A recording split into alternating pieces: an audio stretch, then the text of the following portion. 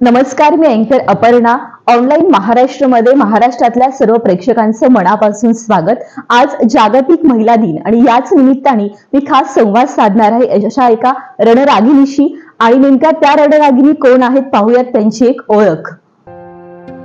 सत्कर्मी हातूनी व्हावे मर्म जडो यशाचा छंद, कर्तव्य पार पाडता दरवळू दे यशाचा गंध.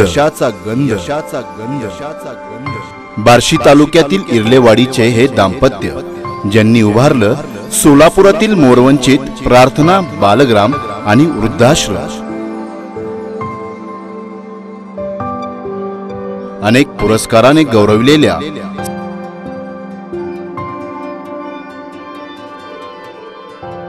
सौ अनुप्रसाद मोहिते लहानापासून मोठ्यापर्यंतच्या ज्या बनल्या आई, मुलगी, बहीण.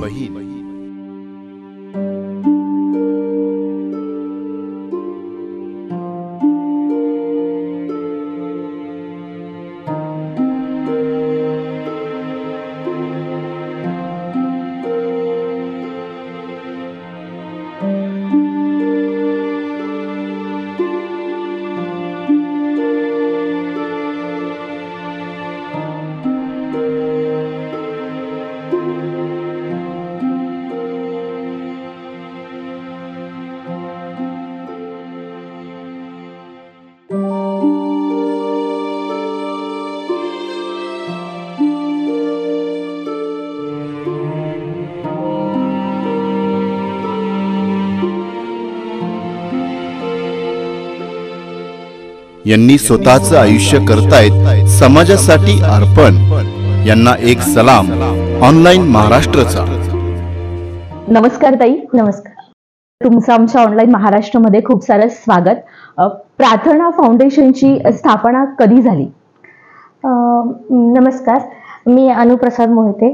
प्रार्थना फाउंडेशनची स्थापना अशी 2018 मध्ये झाली, पण आम्ही काम 2016 पासून करत होतो. 5 सप्टेंबर 2016ला आम्ही झाडाखाली 10 मुलं घेऊन शिकवत होतो. पण मी आणि प्रसाद दोघंही जॉबला होतो आणि ते करत असताना जे भटके मुलं असतात, जे फुटपाथवरती मुलं असतात, त्यांना आम्ही एकत्र करून 8 ते 10 असं शिक्षण देत होतो. गेले 2 वर्ष आम्ही म्हणजे त्यांच्यावरती काम केलं. मग नंतर लग्न केलं दोघांनी सुद्धा, म्हणजे आमचे दोघांचे विचार जुळले. मग नंतर आम्ही लग्न केल्यानंतर निवासी प्रकल्प जेव्हा स्थापना केली. सुरुवातीला जेव्हा तुम्ही 2018ला काम करायला सुरुवात केली, साधारण किती मुलांना घेऊन, किती वाड्या वस्त्यांवरती जाऊन तुम्ही काम करायला, किती मुलं होती तुमच्याकडे? 101 मुलं होती. 101 मुलं होती.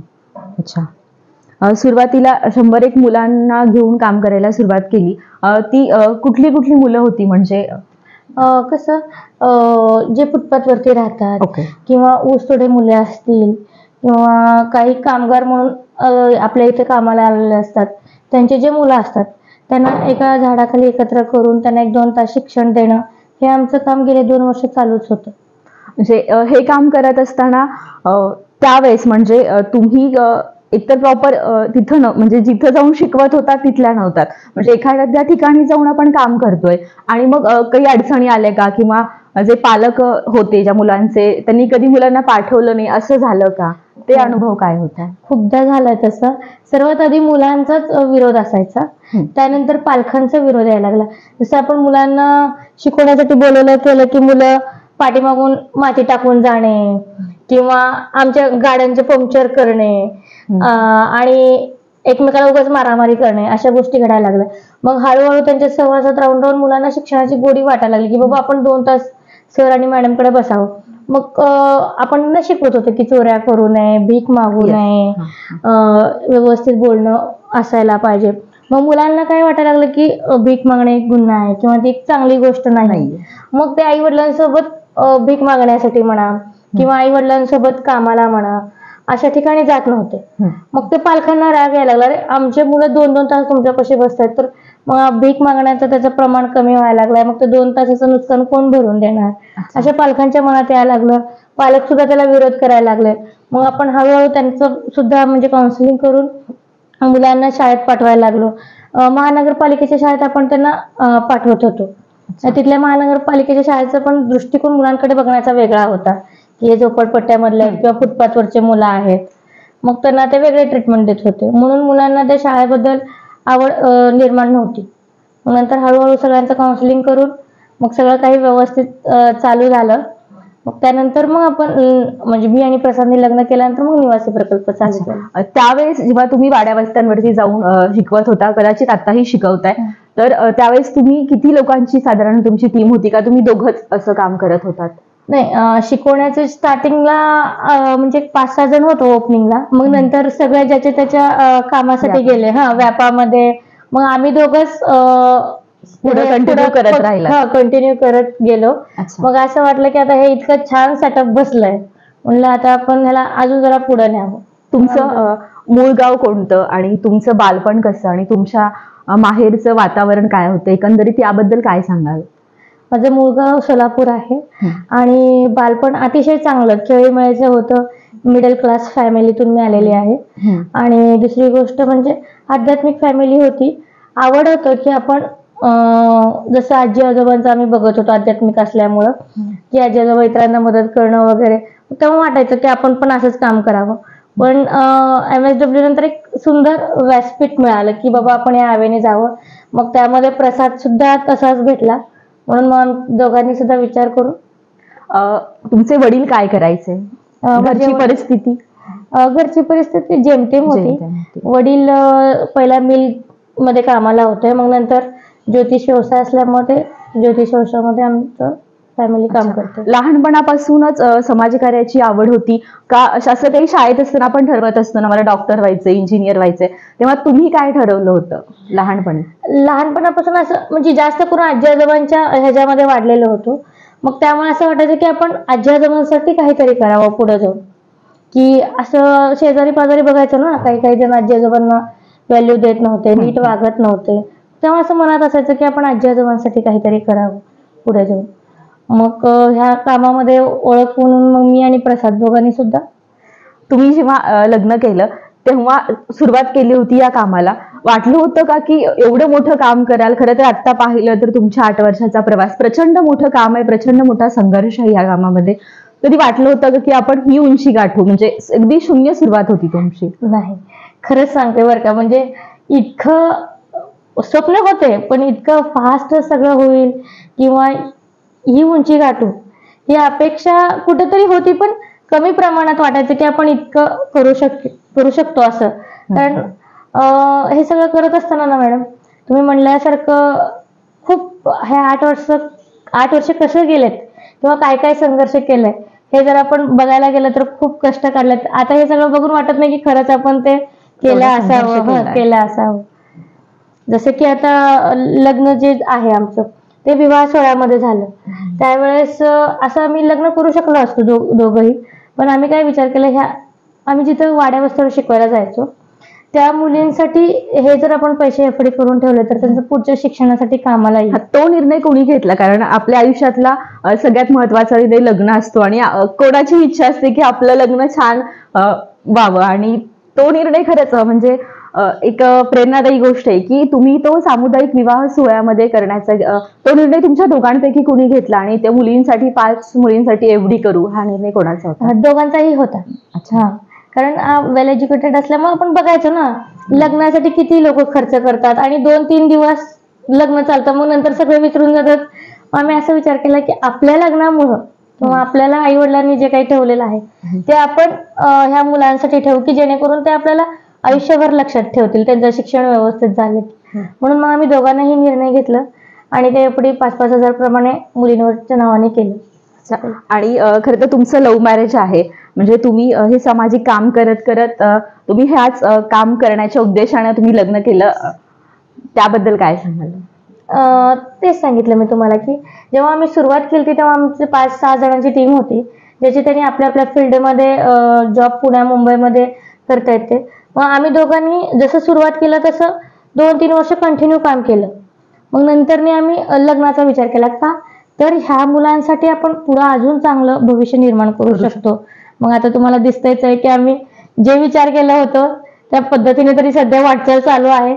बघू आता अजून काय काय प्रगती करता येईल तर निवासी प्रकल्प आपला सध्या चालू आहे, तिथं 40 मुलं आणि 22 आजी आजोबा राहतात. आता आपल्याकडं जी मुलं येतात किंवा जे आजी आजोबा येतात ते कसे येतात? तुम्ही त्यांचा म्हणजे शोध घेता की कोण आणून सोडतं? आधी मॅडम शोध घेतलेला आम्ही, आणि जे गरजू आहे अशा मुलांना आम्ही घेत होतो. आणि आता जे आहेत सिंगल पॅरेंट असतील, ज्यांना आई वडील दोघंही नाही आहेत असे असतील, किंवा ज्यांना वडील नाही आहेत, जे शेतकरी आत्महत्याग्रस्त कुटुंबातील मुलं आहेत, आणि काही जण कसं असतात आई वडील आहेत पण मुलांना सांभाळू शकत नाहीत आणि मुलांना शिक्षणाची जास्त ओढ आहे, अशा मुलांना आपण ऍडमिशन देतो. आणि आजी आजोबांचे जर म्हणताय की खरंच त्यांना कोण नाही, असं सर्वात आधी आपण ऍडमिशन घेतो. नंतर मग सगळेजण आहेत पण बघत नाहीत, असेही आजी आजोबा स्वतःहून शोधत येतात, मग आपण त्यांना नाही म्हणू शकत. आणि विशेष आपल्याकडे सगळं काही फ्री ऑफ कॉस्ट आहे. कुणाकडूनही आपण 1 रुपया घेत नाही, मुलांकडून असू दे किंवा आजी आजोबांकडून असू दे. खरं तर इथं आता तुम्ही म्हटलात की 40-50 मुलं आहेत आणि 22 एक आजी आजोबा आहेत.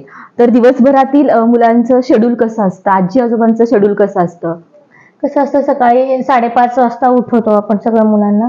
मग अर्धा 1 तास त्यांचं रुटीन जे रेग्युलरिटी असते, आंघोळ करणं, ब्रश, हे ते प्राथमिक सगळं झाल्यानंतर मग एक अर्धा तास योगा वगैरे. मग नंतर मुलांना लगेचच थोडं अभ्यासाला बसवायचं. ते मुलं 9:30ला शाळेला जातात मॅडम. 9:30 ते 5 वाजेपर्यंत त्यांची शाळा असते. मग 9:30ला पूर्ण जेवण असतं. त्यानंतर मग मुलं शाळेत गेले की त्याच दरम्यान आजी आजोबांचं पण इकडच्या साईडला चालू असतं, त्यांचं पण आंघोळी, चहा, नाश्ता. मग मुलं शाळेत गेल्यानंतर आजी आजोबा टीव्ही वगैरे बघतात, किंवा आपण आता उद्या महाशिवरात्री, मग त्या महाशिवरात्रीच्या निमित्ताने का होईना आपण भजन ठेवतो किंवा कीर्तन ठेवतो. आध्यात्मिक गोष्टी सुद्धा आपण आजी आजोबांसाठी करतो. आणि मुलांसाठी म्हणताय तर मग काही व्याख्याने असतील किंवा असे जे कोणी व्यक्तिमत्व असतात, जे आदर्श व्यक्तिमत्व मुलांसमोर आपण आणू शकतो, किंवा जे कष्टातून वर आलेले असतात त्यांचं काही आपण व्याख्यान इथे ठेवत असतो. अच्छा, म्हणजे आतापर्यंत तुम्ही आजी आजोबांच्या करमणुकीसाठी पण बरेच कार्यक्रम किंवा इथं राबवले जातात. अच्छा, आता प्रार्थना फाउंडेशनचा सगळा खर्च कसा होतो? आधी कसं होतं मॅडम, 2 वर्षापूर्वी मेस आणि प्रसाद रिक्षा चालवायचे सोलापूरमध्ये, आणि मी स्वतः मेस चालवायचे. मग त्यातून थोडंसं फार होत होतं, पण आता जे काही चालू आहे ते सर्व काही लोकनिधीतूनच चाललं आहे. मी परवाच अभिनेते स्वप्नील जोशी सरांचा एक व्हिडिओ पाहिला आणि त्या व्हिडिओमध्ये सरांनी आपल्या फाउंडेशन बद्दल बोललं गेलं. तर अभिनेते स्वप्नील जोशीशी तुमचं नातं किंवा प्रार्थना फाउंडेशन कसं जोडलं गेले त्याबद्दल काय सांगाल? 2020-22 मध्ये ना आम्हाला अक्कलकोट येथे स्वामी समर्थांच्या इथून आम्हाला गुरुपौर्णिमेच्या दिवशी पारितोषिक मिळालं होतं. ते त्याच ठिकाणी स्वप्नील सरांनाही मिळालं होतं. मग तिथून आपली ओळख झाली. मग ते संबंध व्यवस्थित पद्धतीने टिकत गेलं. आणि जसं सरांनी म्हणलं की मला मदत करायची, मग सरांनी असं विचार केला की असं व्हिडिओ त्यांच्याकडून, ते मोठे कलाकार असल्यामुळे लोक त्यांच्या बर्थडे बाईट्स वगैरे घेतात. मग त्याची जे काही हे असेल ती आपण इकडे मुलांना द्यायचं. त्यामुळे मग त्या पद्धतीने आपलं रिलेशन आहे सरांसोबत. अच्छा, कोरोना काळामध्ये प्रार्थना फाउंडेशन कसं चालत होतं? साधारण तो काळ प्रार्थना फाउंडेशनचा कसा होता? खूपच म्हणजे काय म्हणतात त्याला, सगळ्यांसाठीच ते काळ खूप कठीण होतं. पण मॅडम आपण दररोज 5 ते 6 हजार लोकांसाठी स्वयंपाक करायचो, 5 ते 6 हजारसाठी. आणि जे अन्नधान्याचं किट असायचं ते सुद्धा आम्ही लोकांपर्यंत पोहोचवत होतो. मी तुम्हाला एक गोष्ट सांगते त्यातली. त्यावेळेस मला दुसरी जी मुलगी झाली प्रगती म्हणून, ती 9 महिन्याची होती. मग त्याच्यासाठी तिचं सगळं सॅरेलाइस वगैरे माझ्याकडे होतं. एक बाई असंच दिवसा रडत आली माझ्याकडे की मॅडम इथं धान्य वगैरे वाटप करायला लागलेत म्हणे, अन्न देत आहेत, कुठं देत आहेत? म्हणलं मीच आहे, बोला काय पाहिजे तुम्हाला? मला म्हणले की मला काल बाळ झालंय, त्याला देण्यासाठी माझ्याकडे काही नाही, कपडे सुद्धा नाही, आणि मी जेवले सुद्धा नाही 2 दिवस झालं. तेव्हा इतकं बॅड फिलिंग आलं की म्हणजे काय चाललंय, लोक म्हणजे तिला तिच्या जवळपास शेजारच्यांनी पण जवळ घेतलं नाही, म्हणजे काही खायला वगैरे दिलं. मला वाटतं आम्ही नेहरू नगरला राहत होतो आणि ती मोधीमधून ती चालत आली. तसल्या उन्हाच्या पायात मला आजही आठवतं, तिच्या पायात चप्पल नव्हतं, फक्त डोक्यावर एक पातळ ओढणी होती आणि लेकरू तिनं तिथं एकटीच घरात सोडून आली होती. हो. मग त्यावेळेस आपल्याकडे जे होतं ड्रायफ्रुट्स असेल, सेरेलॅक्स असेल, मी विचार केला नाही की परत माझ्या मुलीला मिळेल का नाही मिळेल. मी सगळं काही त्या बाईला तेव्हा दिलं. म्हणजे तेव्हा एक असं वेगळी त्यावेळेसचे खूप काही किस्से आहेत मॅडम, की कोरोनामध्ये खूप म्हणजे वेगवेगळं आपण कार्य केलेलं आहे. आणि त्या आता ह्या बाईचा किस्सा झाला, त्या मुलीला धान्य वगैरे सगळं दिलं, तिलाही दिलं. मला वाटतं शेवटच्या टप्प्यामध्ये एक लेडी होती, फोन केली होती प्रसादला रात्री 9:30 वाजता. सर मला तुमचा नंबर मिळाला होता. तेव्हा थोडं फ्लॅश आउट झाले होते जे जे NGO मदत करतात त्याच्यामध्ये. मग तीही म्हणली की सर मला तुमचा नंबर मिळाला होता, तुम्ही जर उद्या सकाळपर्यंत मला धान्य नाही आणून देऊ शकलात तर मी, माझी पॅरालाइज झालेली आई आणि माझा मुलगा आम्ही आत्महत्या करू. त्या रात्री 12:45ला ह्याने सगळं काही जुळवाजुळव करून तिच्या घरी रात्री 12:45ला जाऊन मदत पोहोचवली. कारण आपण जायला उशीर करणार, खरंच तिच्या डोक्यात त्यांनी आठवडाभर जेवण केलेले नव्हते म्हणून. खूप काही किस्से आहेत कोरोनामधले. आणि अजून एक, सॉरी बरं का, अजून एक आठवलं उदाहरण. मला वाटतं 1.5 महिन्याचं लेकरू होतं. ताप पिऊन तो एक्सपायर झाला. दवाखान्यात त्या बाईला जायला जमलं नाही. शेजार पाजाराचे कोणीही सुद्धा माती करायला आले नाही. प्रसाद आणि आमची थोडीशी टीम हे सगळे मिळून त्या लेकराची माती करून आले त्या कोरोनाच्या काळामध्ये. अशा पद्धतीने आपण कार्य केलेलं आहे. खरं तर तुमचं काम खूप प्रचंड मोठं आहे. आणि अजून एक मी पाहिलं होतं की म्हणजे रस्त्यावर जी आजी आजोबा पडलेले असतात, म्हणजे असाही एक व्हिडिओ मी पाहिलाय तुमच्याबद्दल, त्याबद्दल काय सांगाल? की एक आजोबा होते आणि त्यांच्या पायामध्ये अक्षरशः आळ्या झाल्या होत्या आणि 4-5 दिवस ते रस्त्यावर होते आणि तुम्हाला ती माहिती मिळाली आणि मग तिथून तुम्ही त्यांचे उपचार, त्या प्रसंग काय सांगाल त्याबद्दल? खरंच तुम्ही म्हटल्यासारखं इतकं आळ्या किड्या पडल्या, त्या आपण असं जरी उचलून त्या स्ट्रेचरवर ठेवत होते तरी सुद्धा खाली म्हणजे आळ्या पडत होते. पण नंतर त्याला सोलापूरच्या सिव्हिलला नेलं, स्वच्छ केलं. त्याचा आता पाय बरं आहे बरं का मॅडम. ओके. आजोबा आहेत आपल्याकडे? नाही, त्यांची कशी इच्छा होती की त्यांनी तिथंच राहतात असं त्यांची इच्छा होती. मग आपण त्यांना क्लीन वगैरे केलं. मला वाटतं 1.5 महिने आपण त्यांना हॉस्पिटलमध्ये ट्रीटमेंट दिली. त्यानंतर त्यांचा पाय आता व्यवस्थित आहे. खरं तर तुम्हा दोघांचं पण स्वप्न होतं. खरं तर प्रसाद दादा फार गरीब घरातून आलेले आहेत, त्यांचे वडील आत्महत्याग्रस्त आहेत आणि त्याच वेळेस त्यांना जाणीव झाली की आपण ही समाजाचं काहीतरी देणं लागतो, आपण हे केलं पाहिजे. त्यांचं स्वप्न होतं, तुम्हा दोघांचं स्वप्न होतं की एक आपल्या हक्काचं बालग्राम प्रार्थना फाउंडेशन उभारावं. तर आता आम्ही पाहतोय खूप सुंदर पद्धतीने उभारलंय. तर या प्रार्थना फाउंडेशनचा प्रवास किंवा या इमारतीबद्दल काय सांगाल तुम्ही? हे सगळं करत असताना हे सगळं गेले 5 वर्ष आम्ही सोलापूरमध्येच होतो. तेव्हा रेंटवर आम्ही राहत होतो, मुलं सांभाळत होतो. पण कसं व्हायचं, कॉलनीत रेंट राहिल्यामुळे थोडे प्रॉब्लेम्स व्हायचे. काहींनी केसेस केले किंवा म्हणजे शेजार पाजारांनी केसेस केलं आणि तिथं गोंधळ वगैरे चालत नव्हतं. मग आम्हाला विचार पडायचा की आपण जायचं कुठं. मग प्रसादची स्वतःची 5 एकर बागायत शेती होती, ते त्यांनी विकून इथं मोरवणची मध्ये ना माळरान घेतली. मग तिथं आम्ही हे आश्रम उभं केलं. हे सगळं उभं करताना आम्हाला खूप मोठमोठ्या लोकांची म्हणजे निधी सुद्धा मिळाली बरं का. मी त्यांच्या सगळ्यांचे तुमच्यावर म्हणजे तुमच्या माध्यमातून सगळ्यांचे आभार मानते. त्या सगळ्यामध्ये म्हणजे समाजात जे जाणशूर व्यक्ती आहेत त्यांचाही खूप मोठा हात आहे, जे आता आम्ही फक्त फ्रंटला दिसतोय, पण खूप असे सहकार्यांचा हात आहे की त्यामुळे आपण हे सगळं उभं करू शकलो.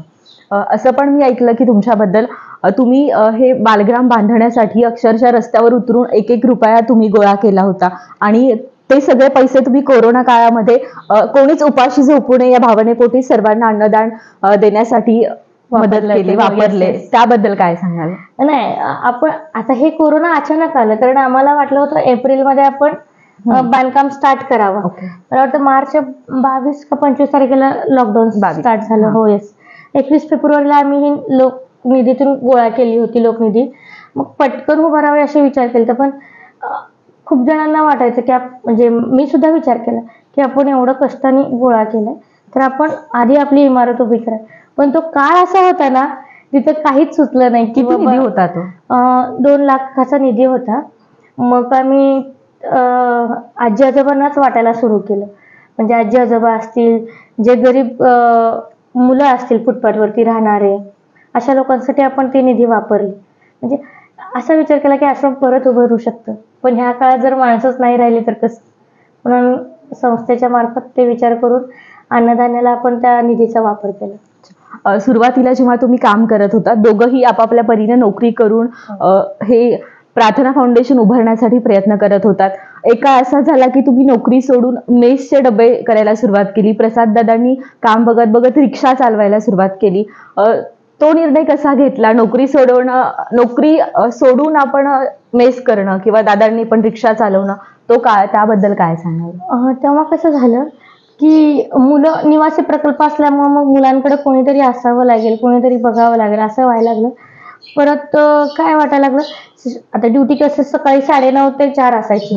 मग नंतर मुलांकडे कोण बघणार, किंवा आधीमध्ये मुलांना काय झालं तर कसं? म्हणून मग मी काय विचार केला की घरी आपली आई असतेच की बसून लेकरांसाठी. म्हणून मग मी असा विचार केला की आपण जॉब सोडूया. मग जॉब सोडल्यानंतर 1 महिना कसा तरी गेला. मग नंतर मी काय, म्हणजे आपण काहीतरी देणं, म्हणजे कसं एकटं प्रसादवरती कसं चालू शकतो. म्हणून मग आम्ही असा विचार केला की मेस चालू करावं. आणि त्यालाही खूप जणांनी बोललं की एवढं शिकून परत चपात्याच लाटते असं तसं. पण तुमच्या या सगळ्या कामाला, म्हणजे कुठलंही काम करताना आपल्याला समाजातून, घरून विरोध होतो, तसा तुम्हालाही विरोध नक्कीच झाला असेल. नक्कीच झालेला आहे. पण आता सगळं काही छान आहे, सगळं काही व्यवस्थित आहे. म्हणजे खूप जण तसं म्हणायचे की ह्यांना काहीच कळत नाहीये की हे कुठल्या पद्धतीने काम करतात. कारण कसं झालं, आमच्या दोघांचंही MSW आहे. मग ते प्रसादने रिक्षा चालवणं असू दे किंवा मी मेसचे डबे चालवणे असू दे, समाजातूनही असू दे, घरूनही असू दे, विरोध हा झालाच. पण आमचे देह, आमचे म्हणजे जे आहे विचार गोल क्लिअर होते की बाबा आपल्याला हे करायचंय, ह्याच्यासाठी आपल्याला झगडायचंय. अच्छा, खरं तर प्रार्थना फाउंडेशन हेच नाव का? विषय कसा झाला, 2018 मध्ये जेव्हा लग्न झालं, 2017 मध्ये, 18 मध्ये मुलगी झाली मला. आपण असं म्हणतो ना की जरा चाहूल लागले की आपण विचार करायला चालू करतो की जर मुलगी झाल्यावर काय नाव ठेवावं किंवा मुलगा झाल्यावर काय नाव ठेवावं. ह्या विचारात आम्ही, म्हणजे पर्सनल लाईफ तेवढंच होतं. मग आम्ही असा विचार केला की मुलगी झाली की तिचे नाव प्रार्थना ठेवावं आणि मुलगा झाला की प्रसन्न. दुर्दैव म्हणावं की मुलगी झाल्याबरोबरच म्हणजे येताना ती एक्सपायर झाली. मग आम्ही असा विचार केला की ती तर आता राहिलेली नाही. आणि दुसरी गोष्ट, असं सतत माझं एक इंटेन्शन, आपण म्हणतो ना गर्भात आपण मुलांना शिकवण देतो असं तसं. मग माझं सतत असायचं असं बोलणं करणं की बाळा तू बाहेर आले की हे करायचंय, तुला ह्यांच्यासाठी असं झडायचंय, असं आमच्यापेक्षाही छान तुला काम करायचं, असं सतत संवाद तुम्ही साधत असायची गर्भाबरोबर. मग ते सडनली ती गोष्ट झाल्यावर मला काही सुचलं नाही. पण मी त्याच्यामध्ये एक विचार केला होता की म्हणजे आम्ही तिची बॉडी डोनेट केली. मॅडम, तिची बॉडी डोनेट केली आणि तेव्हा एक विरोध झालाच की लहान लेकराचं बॉडी डोनेट. कारण फार धाडसी निर्णय आहे की आता आपली मुलगी एक्सपायर झाली आणि त्या प्रसंगी तुम्ही दोघांनी जो निर्णय घेतला की नाही हिला आपण देहदान करायचं, तो निर्णय तुमचा होता की दादांचा होता? तो निर्णय माझा होता. कारण आपण जसं म्हणतो ना, आई ही आईच असते. पण मी जेव्हा काय म्हणतात संवाद साधायची गर्भाबरोबर, मग तेव्हा असं वाटायला लागलं की मी प्रसादला विचारलं आता काय पुढचा निर्णय. हा मला म्हणाला एक तर आपण शेताकडे येऊन तिला पुरणार वगैरे, असं म्हणजे असंच मातीत जायला द्यायचं का आपण? एवढं आपण तिच्यासाठी 9 महिने स्ट्रगल घेतलं किंवा मी तिला 9 महिने जे शिकवलं. मग तेव्हा ह्याने विचारलं तुझ्या मनात काय? मी म्हणलं आपण बॉडी डोनेट करू. मग त्यावेळेस प्रसादने खंबीर साथ दिलं आणि आपण ते बॉडी डोनेट केलं. मग त्यानंतर तिच्या नावाने संस्था आम्ही उभं केली. आणि तुमच्या सगळ्यांच्या नजरेमध्ये ही संस्था असेल, प्रार्थना ही माझी मुलगी म्हणून मी ह्या कामाला वाढवते किंवा या कामाकडे बघते की बाबा आपली मुलगी आहे, त्या नात्याने आम्ही दोघं सुद्धा ह्या कामाला बघतो. खरं तर तुम्ही एका मुलीची आई त्यावेळेस नाही होऊ शकला, परंतु तुम्ही आता हजारो मुलांची आई होण्याचा प्रयत्न करताय, उत्तम त्यांचा सांभाळ करताय. कदाचित तिचेच सगळं हे असेल. येस.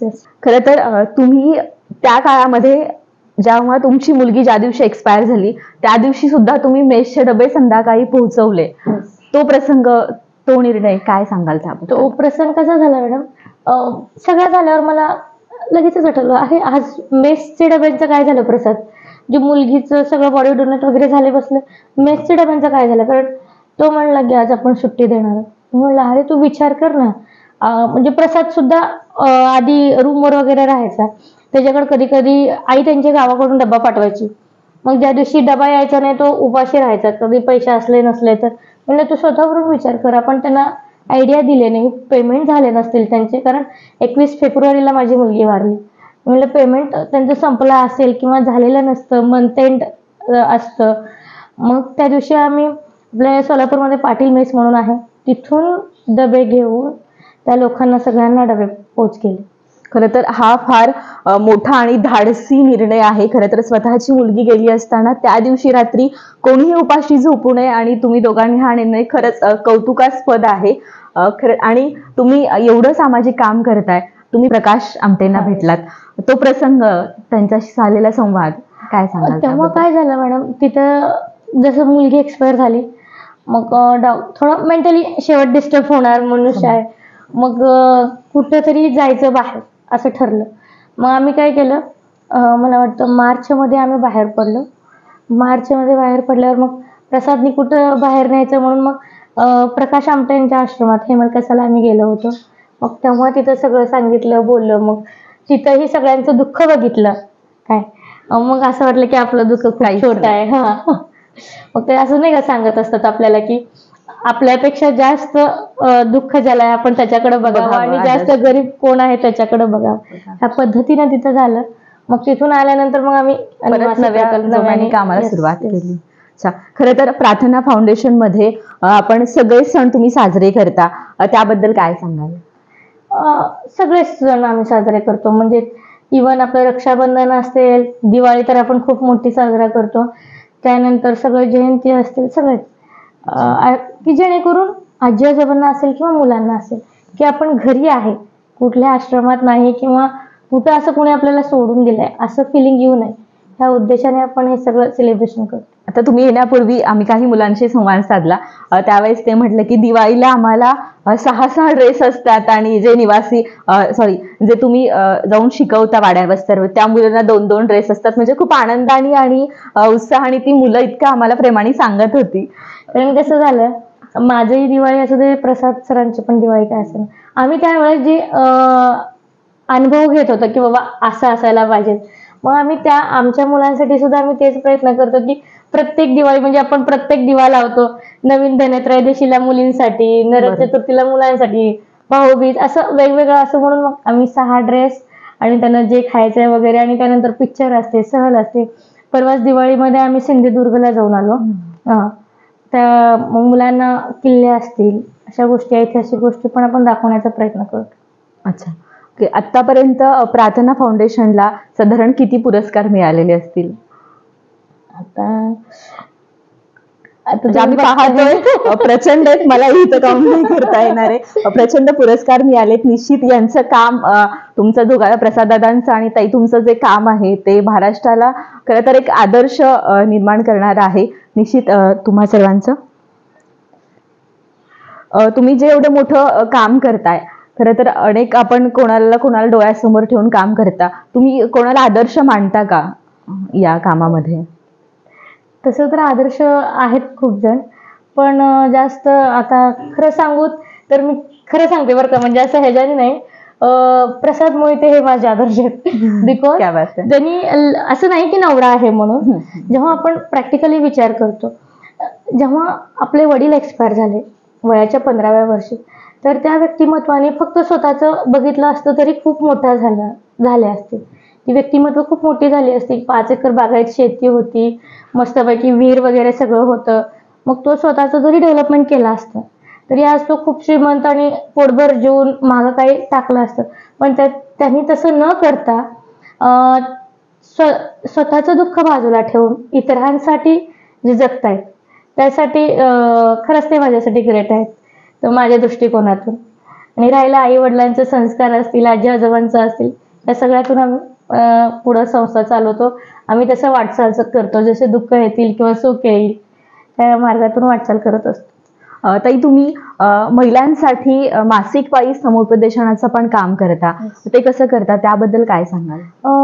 ते आम्ही वाड्या वस्त्यांवरती जाऊन करायचो. सोलापूरमध्ये झोपडपट्टी असतील किंवा फुटपाथवरती बाया राहतात, किंवा सोलापूरमध्ये गांधीनगरला असं एक छोटंसं झोपडपट्टी आहे की जेणेकरून त्या बायांना ना त्याविषयी जास्त हे नव्हतं, माहिती नॉलेज नव्हतं की आपण त्या दिवसात कसं वापरावे किंवा कुठले कपडे कसे वापरावे.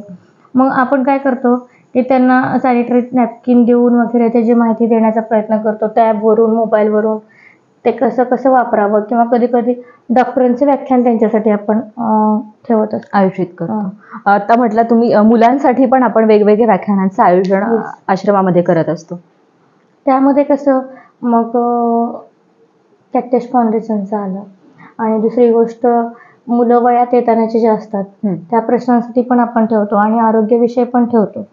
आणि त्यांना सुद्धा आपण जरा आध्यात्मिक ओढ लागावी म्हणून त्यांना सुद्धा भजनामध्ये वगैरे आपण योजना म्हणजे करत असतो, त्यांच्यासाठी कार्यक्रम आयोजित करत असतो. मग आता मुलांसाठी एक कॅक्टस फाउंडेशन जे आहे, बॅड टच बद्दलची माहिती, किंवा मुलींनी वयात आल्यानंतर कसं वागावं हे मी सांगते ते वेगळं झालं, पण एक बाहेरची व्यक्ती येऊन जर सांगितलं तर जर जास्त मुलांवरती छाप पडतं. बरोबर. त्यामुळे आम्ही तेही कार्यक्रम आयोजित करत असतो, महिन्यातून 2 महिन्यातून असं. खरं तर तुमच्या एवढ्या एक 7-8 वर्षातल्या प्रवासामध्ये एखादा चांगला अनुभव? ठीक आहे, मी एका विद्यार्थ्याचं सांगते बरं का.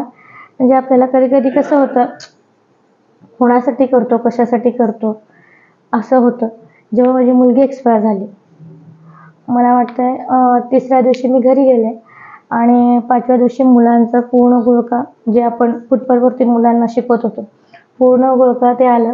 तेव्हा मुलीने, तिला लिहिता येत नव्हतं बरं का मॅडम, असं मोडकं तोडकं, टीचर तुम्ही रडू नका, आम्ही तुमची मुली आहोत, असं तिनं छोट्याशा कागदावर मला ते लिहून दिलं होतं.